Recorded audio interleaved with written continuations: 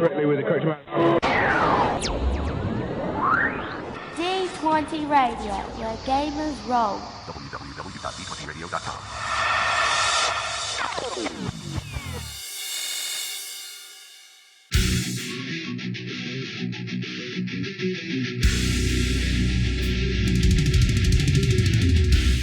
Welcome to Me and Steve Talk RPG, the podcast where me and my friend Steve try and help you get the most out of your role-playing game experience.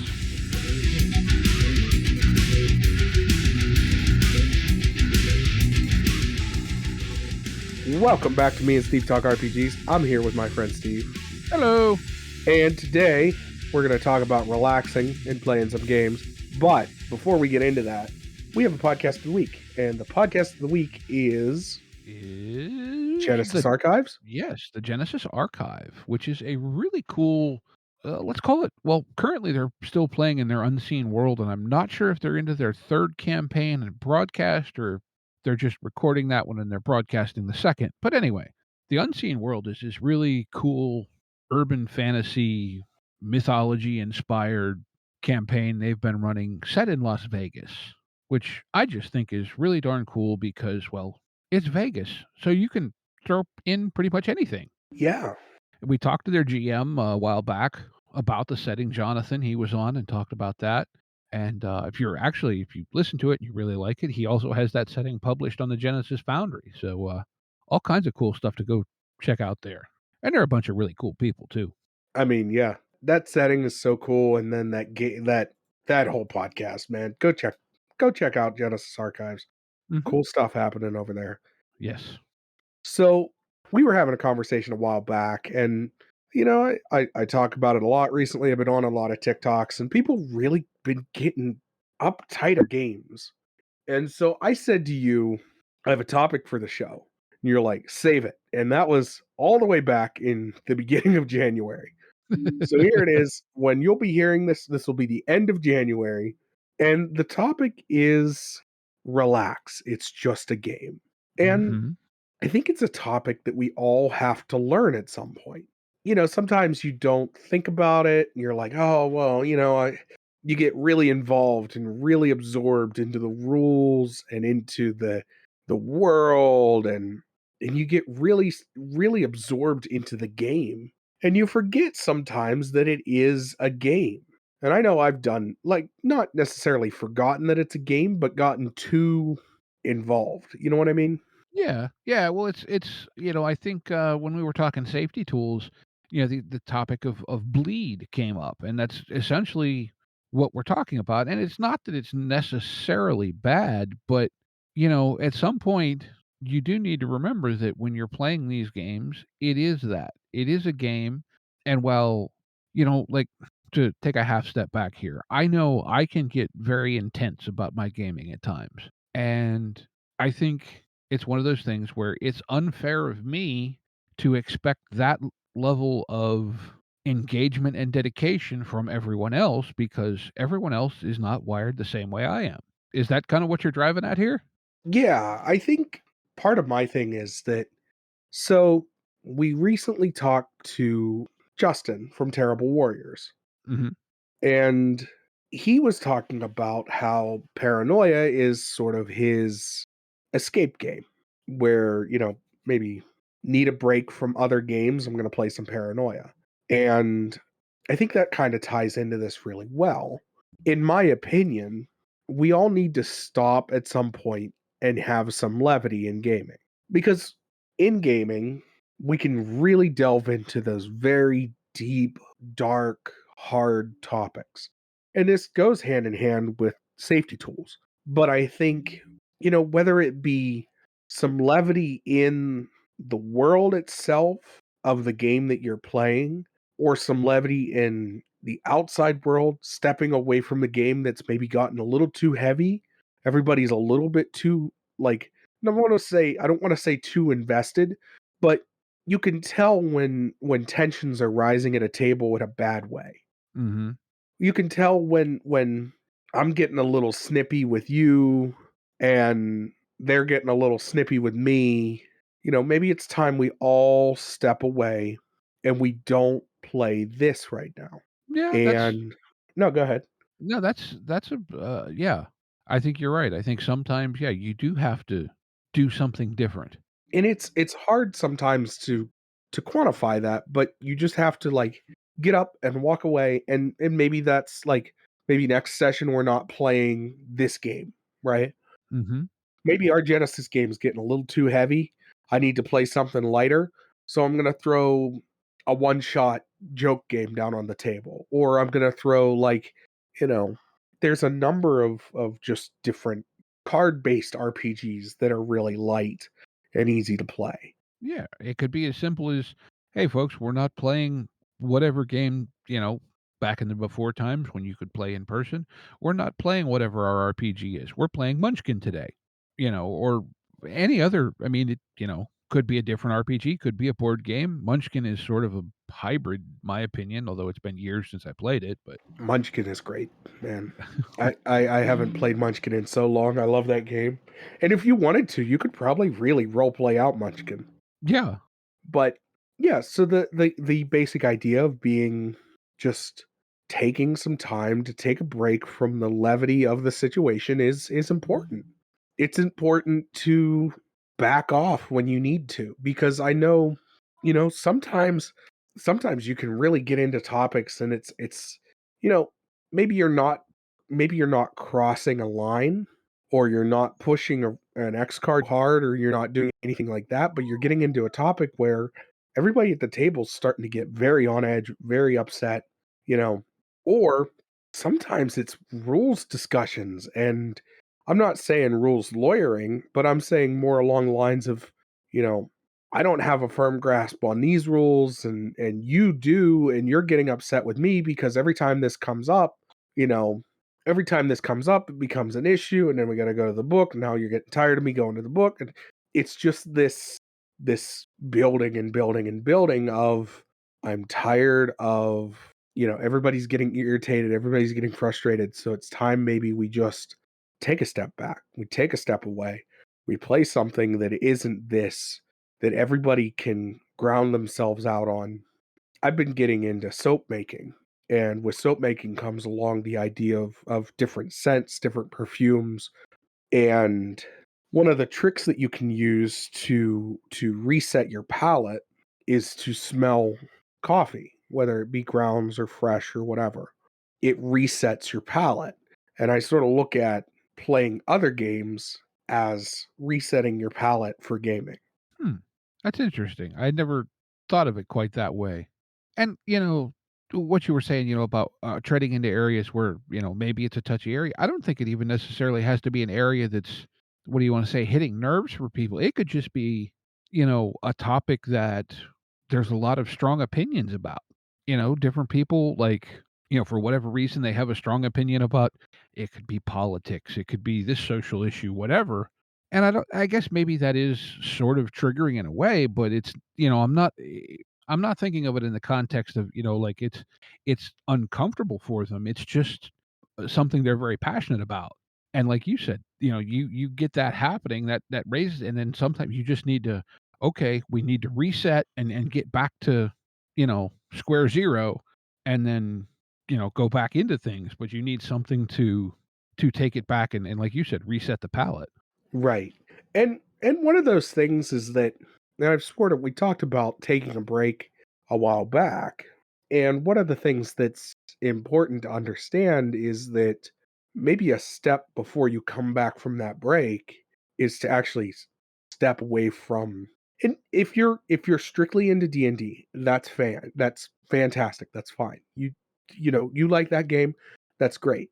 But maybe it means taking a break from this campaign, playing a goofy one shot, and coming back to this campaign at a later time. You know, maybe stepping away and grounding yourself is what can make this game better for you. And I think a lot of people don't even think about that, is that, like, you're having fun, you're playing this game, you're telling the story, but taking a breakaway and recentering yourself can help a lot with making the game even more fun for you.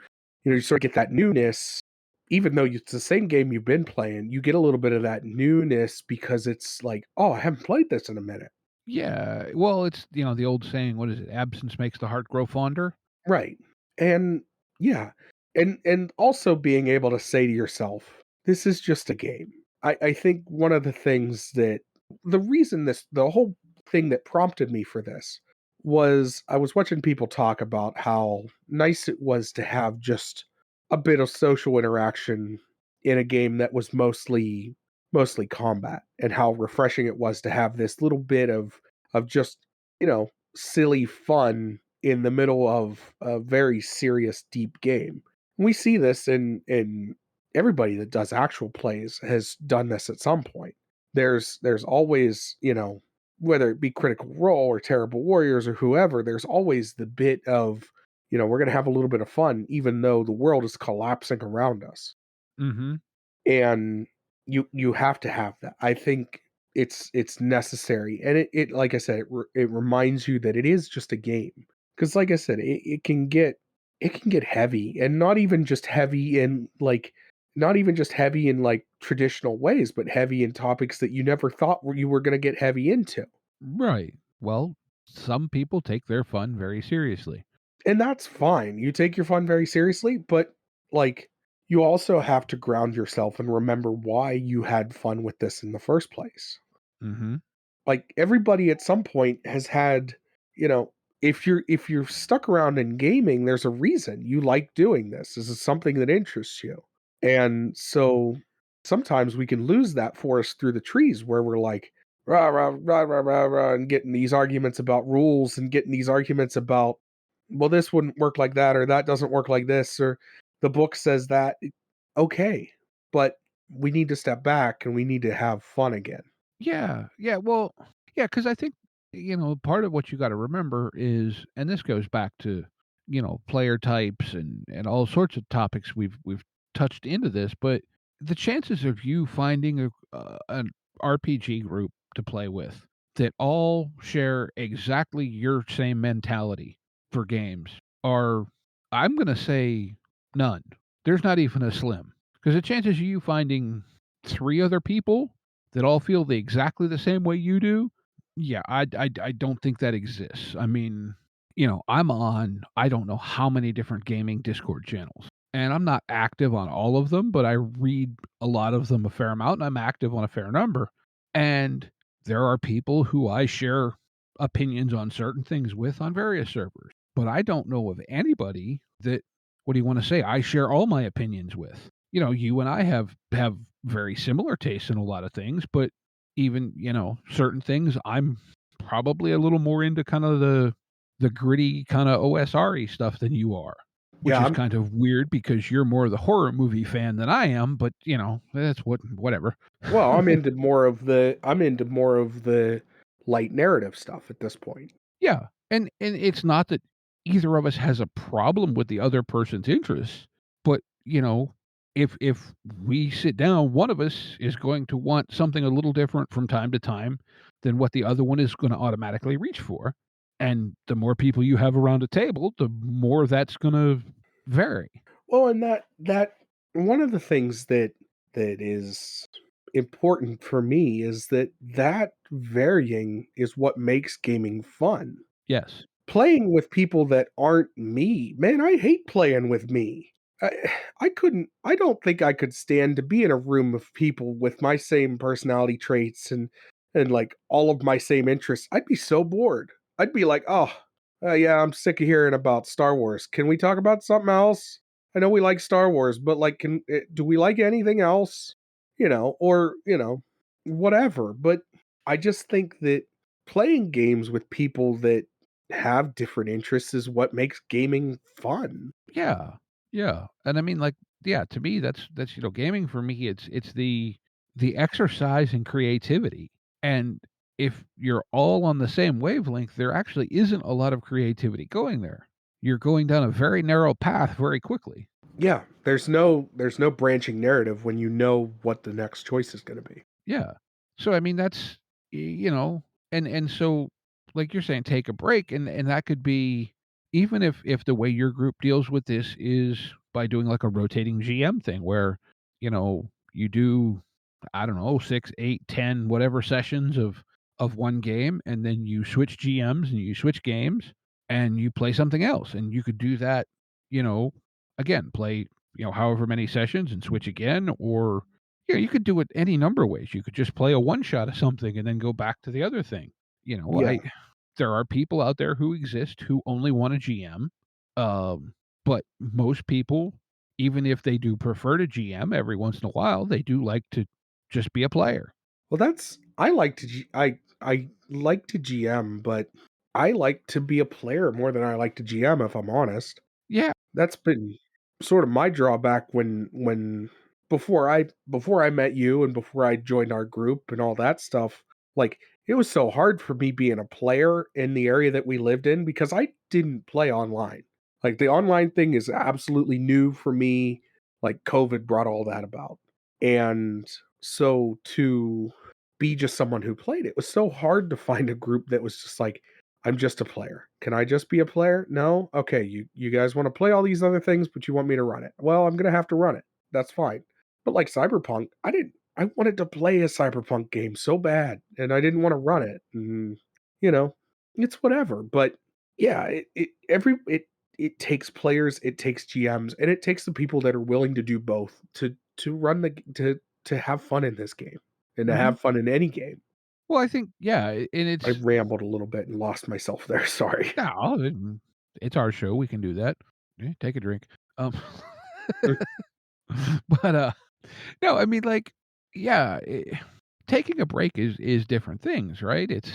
Maybe it's being a player, maybe it's just, you've been playing, this really intense fantasy game, whatever, and you take a break and play Tune, Right. or Honey Heist, or, whatever. I Yeah, mean, something that's just loose, off the wall, or maybe you play a very, what do you wanna say, kind of very loose comedic game normally, and to a certain point, you're feeling the pressure of always having to come up with jokes, and so maybe you wanna take a break and play something dark and gritty for a session yeah. or 2. There's a reason why Morkborg's so great. Like, I I there am is so looking forward to getting that. oh, I got it, man. It's Well, I here. have the digital, but I have a physical that'll be on the way eventually. I don't have a physical yet, but I got my digital, and I was looking at it the other day going, "Man, I really love this game." Um, but no, there's a reason why Mark Borg is like it's dark and gritty, but it's goofy. It's so over the top, and I know that's like some people are like, "I don't get that," but like, no, it's just but it's that dark and gritty reset. It's the like, "Oh well, we've been playing a silly game for too long now. It's time to play something serious." And Morkborg is that right kind of like this could be a little bit too serious, and this could be very goofy all at the same time. Mhm. And Yeah, you know, and like you said, for us, that's a reset type game. yeah, For other people, that might not be the appropriate thing for a reset, but that's what's beautiful about this hobby, right? right, I mean, like I said, there's one-page RPGs, there's so much out there. Maybe it's just literally, a, change of setting even. You've been playing fantasy and you need to play some sci-fi, or you've been playing Star Wars and you need to play, The Land of Og, to go back to my game of the week a couple episodes ago. You know what I mean? Sometimes maybe you just need to stretch your brain in a different setting area. That's the reset or the break that you need, is to not think in that framework. I don't know if that's the right way to say it, but, there's so many ways to do it, and, like, I think that's the amazing thing, where the hobby is right now is, with digital publishing and everything, there's so much out there at minimal cost, and, I mean, there does come a point, do you wonder, when do you have enough games? And that's probably a whole 'nother show topic in itself, but I think I don't know. You brought this up to me earlier, and I'm sorta at this point where I don't believe I don't believe that there is such a thing as too many games, but that's just me personally. I'm just one of those people where like, yeah, more is good. More is good. well, see, I don't know. Do we wanna go down this tangent rabbit hole trail? Sure, why not? So, I tend to agree with you that no, there's not too many games, not in a grand sense, and I'm certainly not going to stop buying games anytime soon. Although I have kind of hit a point where I realized I've been buying a lot of games and I need to take a little bit of a pull back on the gas on that a bit and play some of what I have, explore some of these ideas instead of just keep adding more to the stack of stuff that this is really cool. I want to play this sometime. You know what I mean? Like, Okay, I get where you're coming from. At the same time, I don't know. I'm naively confident that I'll find enough time to play as many games in my collection as I can. You know what I mean? mhm. Oh, yeah. And so because I'm naively confident in that way, I'm just gonna keep sort of collecting things and see being like, "Oh, well, I can throw this on a table for." See, that's why I've gravitated to stuff that it's like, I can this is really light. I can learn this in a couple minutes. I can read this book in an hour. I could throw this game on a table tonight. You know what I mean? Yeah. Yeah, no, Stuff I mean, like, we had Gav on talked about Nerosity and Warpland and Hell Knight, stuff like that. Because like, I think the system's great, but it doesn't take anything to learn the system. no, I mean, it's not the point of the game. no, yeah, the setting and the story is the point of that game. The system is just there to make it a game. Yeah, pretty much. I mean, yes and no, but yeah, that's sort of where I'm at, is that, like, I understand where you're coming from, where you're sort of on the fence of, like, do I keep I need to slow down on buying games. Well, yes, there is that, but at the same time, I don't think I don't think sitting there and going, "Oh, I have too many games. That means I don't get to look at stuff anymore," is a good mentality. No, no, I agree with you there, and that's not where I'm at, it's more of a I've got a lot of stuff that I have ideas for that I haven't had the time to to play and use those ideas. And like I could buy more games almost endlessly. I mean, right, I could find stuff that oh, I really want to have this and I want to have that and usually for me it's more setting based than it is mechanics, but that's not entirely true because sometimes it's like, "Oh, there's a mechanism in this that's intriguing, I want that," but yeah, it's like, I don't know, I guess maybe you could say I'm trying to take a break from buying things to try and kind of take a little more stock of what I have. Yeah, I gotcha. I understand where that's coming from. Like I said, I just think that it's But I have plenty of tools to take a break with. oh, yeah. Oh, yeah. And I think with all of that, I think we've come sort of full circle and out of our topic. Mhm, And it's time to talk about something that we hinted at during our Christmas break episode, mhm, something that's big and coming up and going to happen. Well, it'll be live as the time you hear this episode. mhm, We have launched officially a Patreon. mhm. Currently has two tiers. Yep. The first tier is $2, and that includes and will include a thank you in the show notes, along with an exclusive Patreon Discord channel and an Patreon role on Discord. Mhm. So you get some decent, Yeah. decent bang for your buck for your money. $2 is pretty good, $2 US. Yeah. That's per month. That's per month. We have a $5 tier as well. And so what that lets you have is everything previously mentioned, along with the ability that when we have advance notice, you'll have advance notice of our guests. So you can ask your questions, along with you also have access to outtakes when they happen. Now I can't guarantee outtakes are gonna happen, but if Hooley's gonna be on the episode, and I'm not Yeah. calling him out, but if Hooley's gonna be on the episode, we're gonna have outtakes. Or if any of the Aussies want to be on our show, they're going to have outtakes because they like to talk. Tom.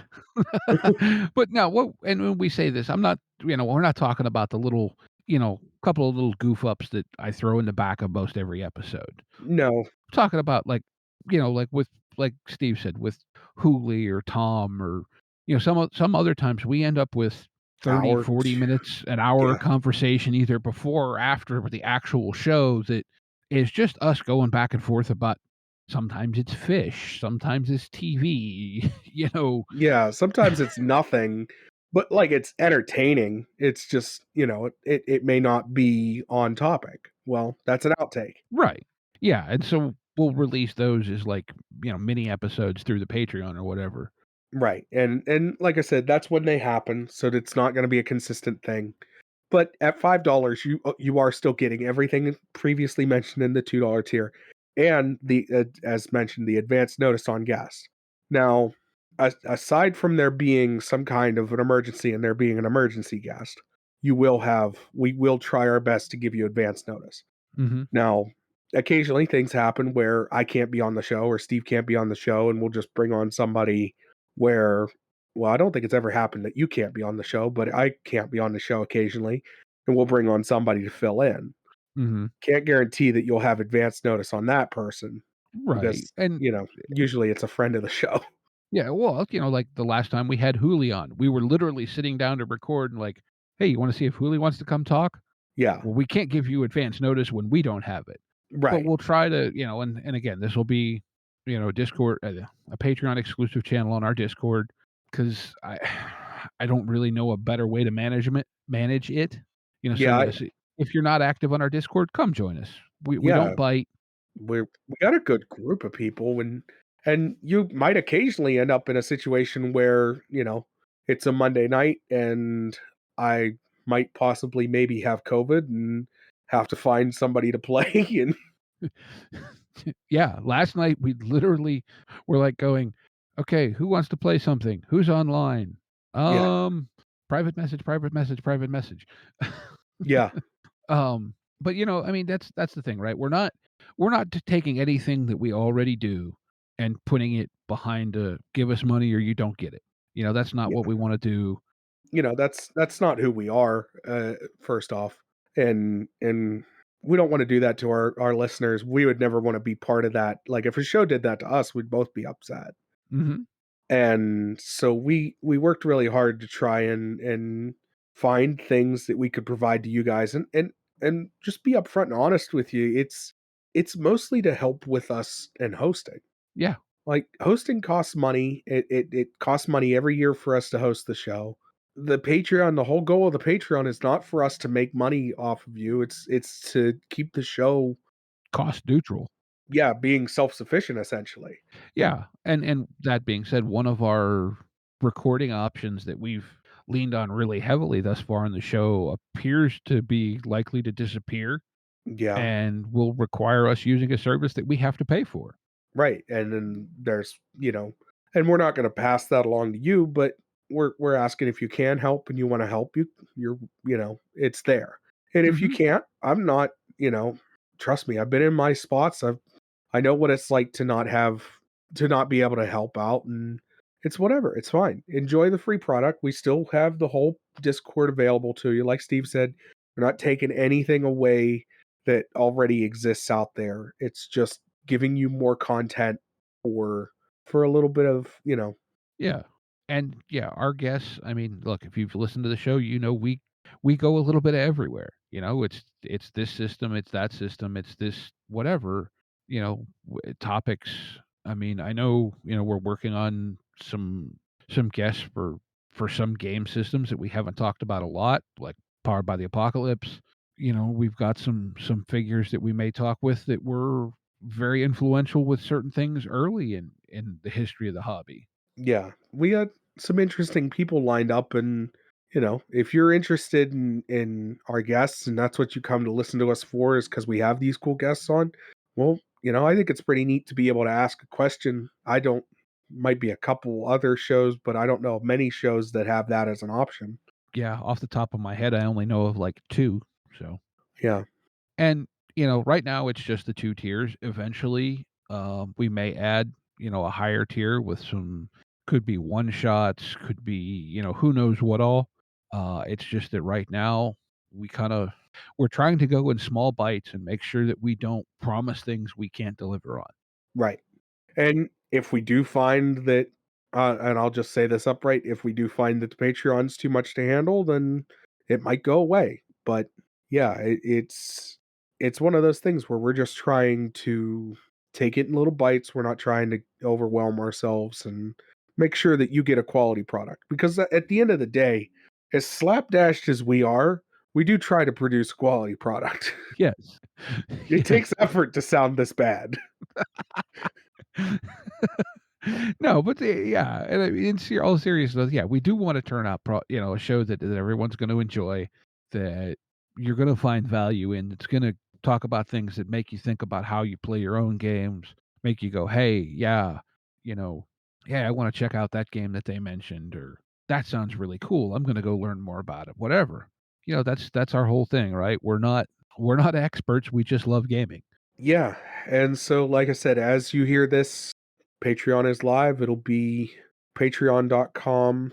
Well, yeah, so what you'll see is in the show notes, it'll be listed there, and it'll be included in the at the end of every episode from going forward now, and as always, you can find us on Discord, Facebook, Twitter, TikTok on occasion, not recently, but on occasion. Mhm. Occasionally, you Um, can find me out cursing in my driveway at a snowblower too, but yeah, well, that's me every day of my life. Um, well, Steve, that's why your snowblower doesn't like you because you get it out in June, and we I live in the northern hemisphere. well, I get it out in June to make sure that in July, or make sure that in January when I need it, it runs. It doesn't run either time, but there's still a lot of cursing either way. But with all of that being said, I think it's time for game of the week. Ooh, game of the week. Game of the week. Game of the week. All right. I got one. I don't know if we've done this one, and you can tell me yes or no. Okay. It's a game from the Onyx Path. It is a game called They Came from Beyond the Grave. Okay. Well, I will tell you, I almost was going to use that this week. So, Oh, all right, let's hear about They Came from Beyond the Grave. do you like 80s horror? Yeah, it's got a kind of cheesy campiness to it.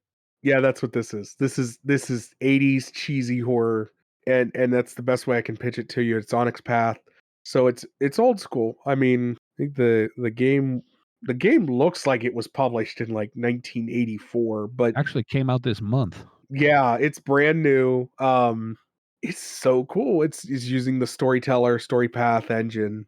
You play as humans forced with the horrors of the supernatural. You'll find yourself pitted against vampires, werewolves, ghosts, constructed critters, with demons, slashers, and the devil himself. It ranges from a one shot to multi era play. This game looks so cool, man. I love that they've sold this as an old school RPG. Like, I looked at it and thought this was a found old school RPG until I looked at the release date and realized it was just released. Um, it's just a neat game. It's just a neat, looks fun. PDF's $20, so that's reasonable. Um, Mhm. they got a cool YouTube video, Yeah, no, and you're right. It does look like that engine, although I'm not the most familiar with it. It's not a a difficult engine to deal with. And for heaven's sake, you're trying to do campy, cheesy, whatever. So who cares if you don't get the rules exactly right? It's all yeah, about having fun. yeah, pretty much. I mean, it looks cool. Check it out. They came from the Undergrave. As always, link will be in the show notes. Mhm.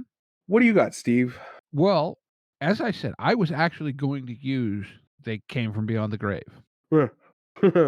But then I found the prequel, Oh, what'd They you Came find? from Beneath the Sea, Aha! which is, again, it's Onyx Path. It very literally is the prequel to They Came from Beyond the Grave. But They Came from Beneath the Sea is a dramatic and farcical tabletop role playing game encompassing the wonder, horror, thrills, and humor of 50s and 60s science fiction. Yep. So this is, yeah, It's this the isn't B movies, you know, aliens from under the sea. I mean, it's again, it's those classic cheesy kind of in this case sci-fi horror tropes. The well, there's a $2 jump start for They Came from Beneath the Sea called Party Beach, a creature feature, which yeah, sums it up completely. Like, you got like pictures of like creatures from the Black Lagoon coming out of a beach with laser guns. Like, that's exactly what that is. yeah. There's supplements down there for it, called Tales of Aquatic Terror, and it's very much got that cheesy, you know pulp comic book novel type thing on the cover. I mean, it's all yeah. It just again, it's would I wanna play this all the time?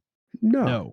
But But some of the time, yeah. oh, yeah, this is just I mean, it is. It's yeah, it's perfect for those, you know it takes me back to when we used to do bad movie night when I was in college, where Right? we would watch, Plan 9 from Outer Space or, you know, wow, Amazon Women on the Moon, the Kentucky Fried Movie. Yeah, oh, man. Yeah. Yeah, bad movie night's a good time. I might do that tonight. I don't think I have anything going on tomorrow. I'm gonna do that tomorrow. But yeah, I mean, this is, and these are companion games. I mean, again, now this one, yeah, PDF's $20. They have print on demand, a little more expensive, but hey, it is what it is, right? But yeah, I mean, the archetypes for this are the everyman, the G-man, the mouth, the scientist, and the survivor. So I mean, yeah, you can, the art, the cover art, everything.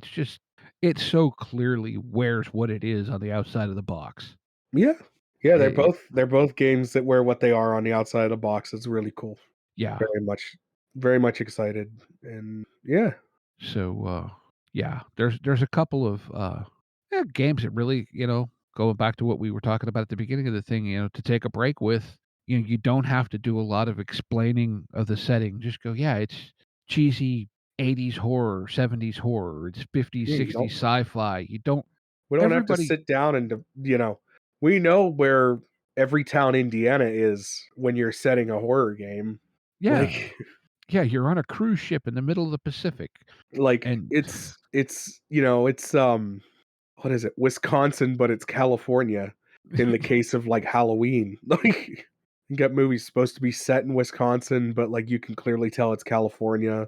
It's all that. It's just like yeah, and I think, that can be taking a break in its own right, just because you don't have to put effort into the setting, and stuff like this is great for letting everybody at the table just go, "Well, wouldn't it be cool if?"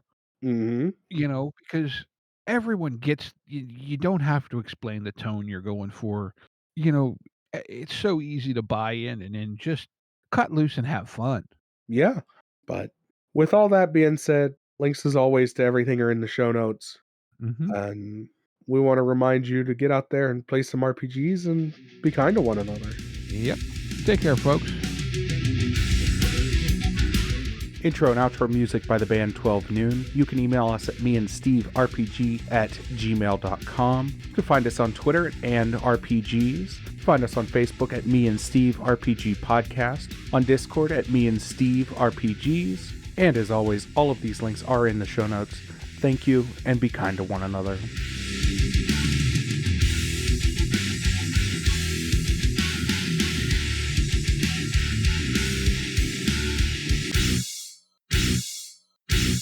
How much for the cigar? Cigar, $20, dog. You gotta go down the street to the store and buy that.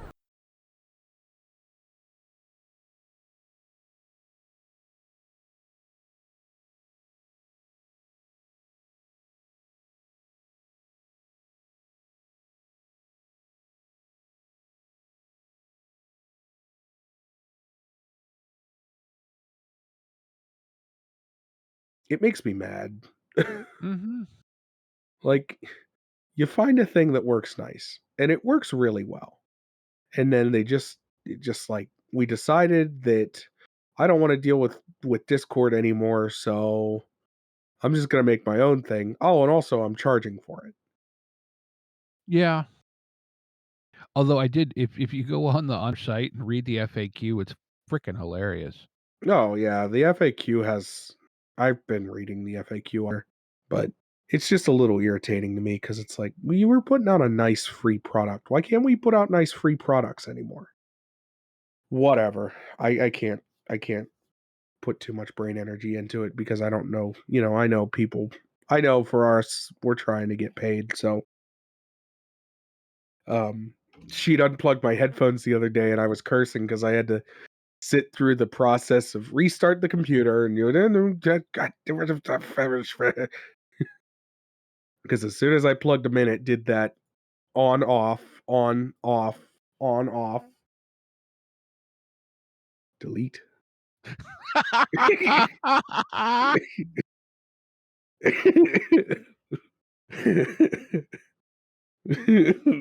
Just, did you see the GIF I commented? Yes. You didn't see anything. All right, let's do this real quick.